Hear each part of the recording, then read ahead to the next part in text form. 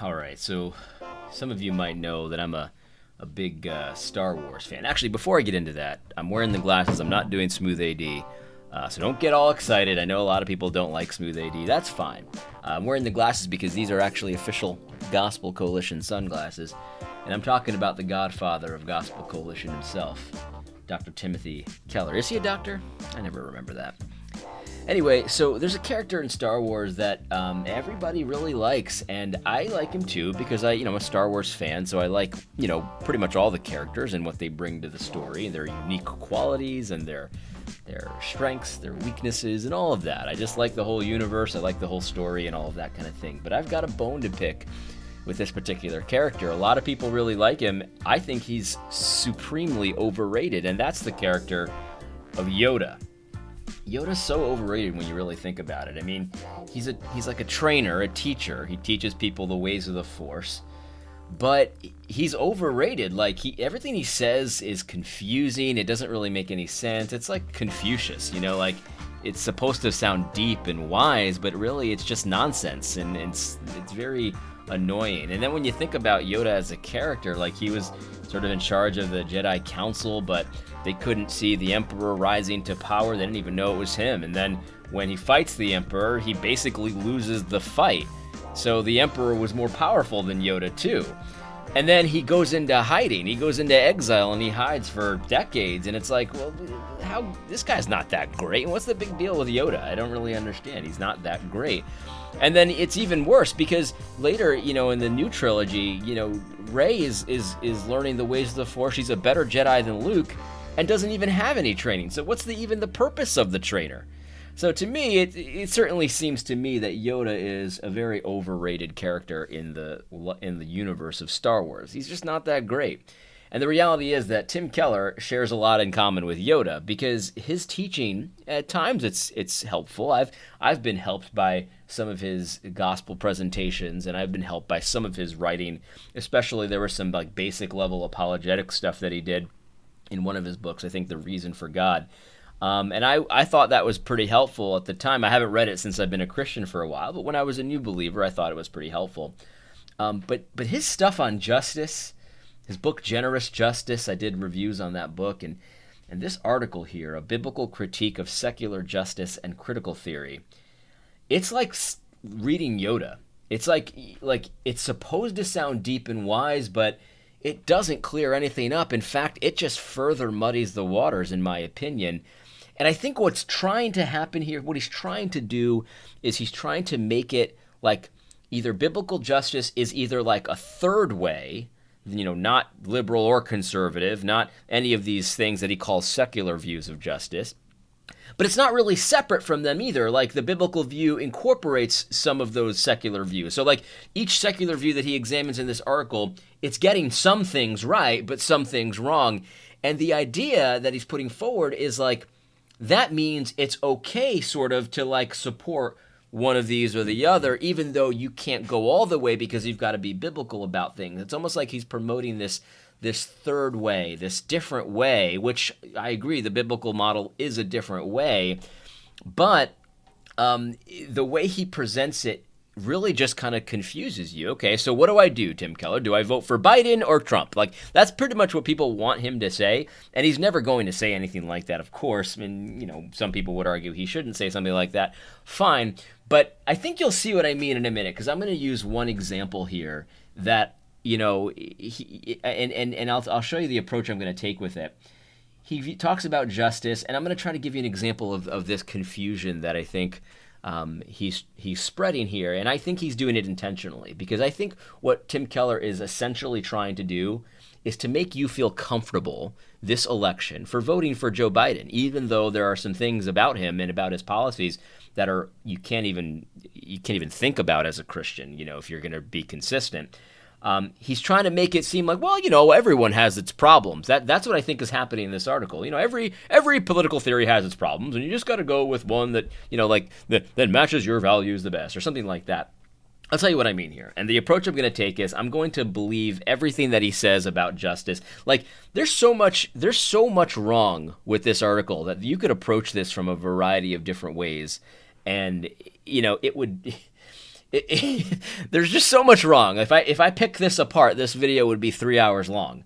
So what I'm going to do instead is I'm going to just believe everything he says and then see if his conclusion in this one paragraph about community, because this is the one I found most interesting. Now, every one of these has its problems, but this is the one I found interesting. Let's just believe it all. Let's just take the approach that we're going to believe what he says about justice here and see if the conclusion of this paragraph follows if you believe everything he says. That's a very helpful way to do this, because if his arguments and article doesn't even hold water within itself, then you can be sure that this whole thing is confusing and muddies the waters and not true. So this is a section called A Brief Outline of Biblical Justice. So he's trying to describe what biblical justice is. And the first thing he goes into is a section called community. He says, others have a claim on my wealth, so I must give voluntarily. I must give voluntarily. Now again, I know that people are going to have a problem even with that heading. I get it. It's so weird. It's a weird sentence. This is why I say it's like Yoda. Give voluntarily, I must. Like, what does that mean, you must do something voluntarily? I don't know, but let's just go with it, all right? We're just going to go with it, and I think you'll see why. I just want you to believe everything that he's saying here, and then we'll talk about the conclusion, where he ends up. Tim Keller says this. He says, the Bible depicts the human world as a profoundly interrelated community. So, the godly must live in such a way that the community is strengthened. Old Testament scholar Bruce Waltke puts all the teachings on the righteous in the book of Proverbs into a concise and practical principle. Quote, the righteous are willing to disadvantage themselves to advantage the community. The wicked are willing to disadvantage the community to advantage themselves. The gleaning laws of the Old Testament, end quote. The gleaning laws of the Old Testament are a case in point. Deuteronomy 24:17 through 22. Landowners were commanded to not maximize profits by harvesting all sheaves or picking all the olives or grapes. Instead, the owner was to leave produce in the field for the workers and the poor to take through their labor, not through charity. When the text reads that the sheaves and olives and grapes, quote, shall be for the poor, end quote, it uses a Hebrew phrase that indicates ownership. To treat all of your profits and assets as individualistically yours is mistaken. Because God owns all your wealth, you are just a steward of it. The community has some claim on it. Nevertheless, it is not to be confiscated. You are to acknowledge the claim and voluntarily be radically generous. This view of property does not fit well with either a capitalist or a socialist economy. Okay. So the idea here is, because he says, and again, we're just believing this. We're not going to quibble with this. We're just going to accept it. Okay, that's the strategy that I'm using here. He says, because the poor has a claim to some of what you own, you are to be voluntarily, radically generous. And then he says that this view does not fit well with capitalism or socialism. Now, let's take the socialist one first, the socialist economy first. He says, it's not to be confiscated. Your wealth is not to be confiscated. Rather, it's supposed to be voluntarily, radically given. Right? That's what he says. And so, yes, he's right. If you believe that the poor has some claim on your wealth, but it's not to be confiscated, rather it's supposed to be voluntarily given, socialism is off the table, because socialism would confiscate that.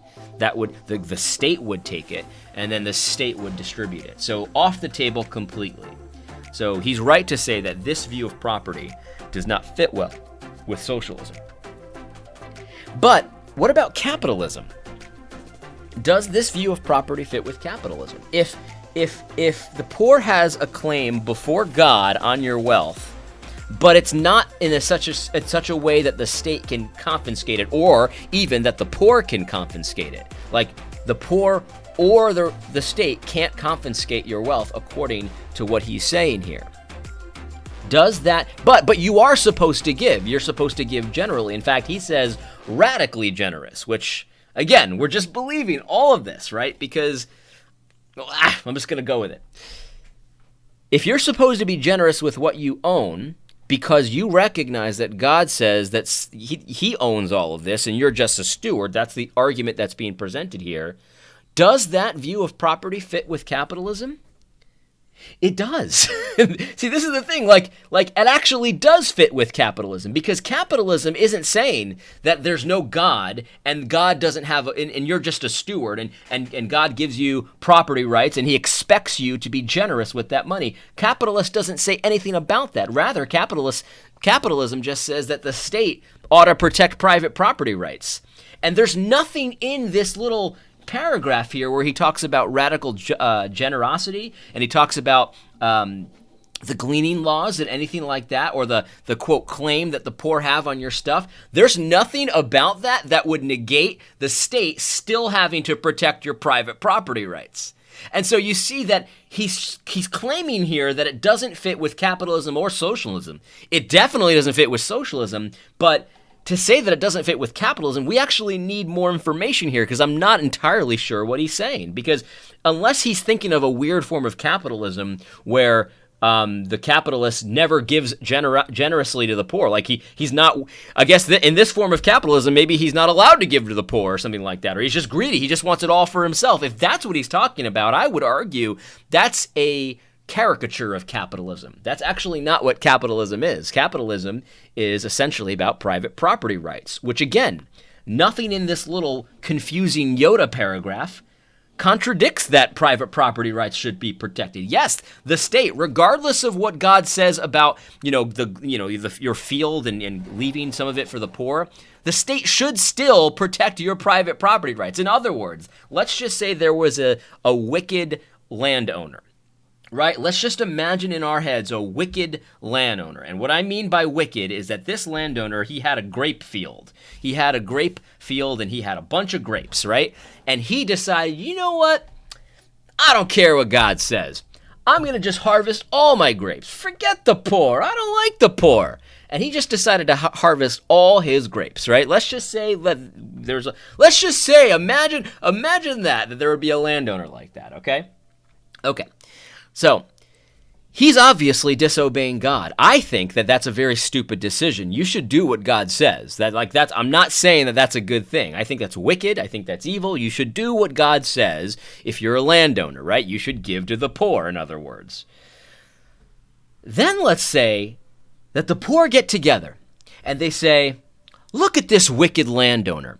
He's not even leaving us any of the grapes. God said he should leave us some of the grapes. So I've got an idea. What we're going to do is we're going to get together and we're going to grab our pitchforks. I don't know how we afford pitchforks because we're poor, but we're going to do it. Probably George Soros funded them. We're going to get some torches. We're going to get some pitchforks, and we're going to go to this guy's land, and we're going to take those grapes. We're going to take those grapes because God says I have a claim on them. He said that he was supposed to leave the edges of the field, and he didn't. So he's evil. He's wicked, and we're going to go take what's rightfully ours.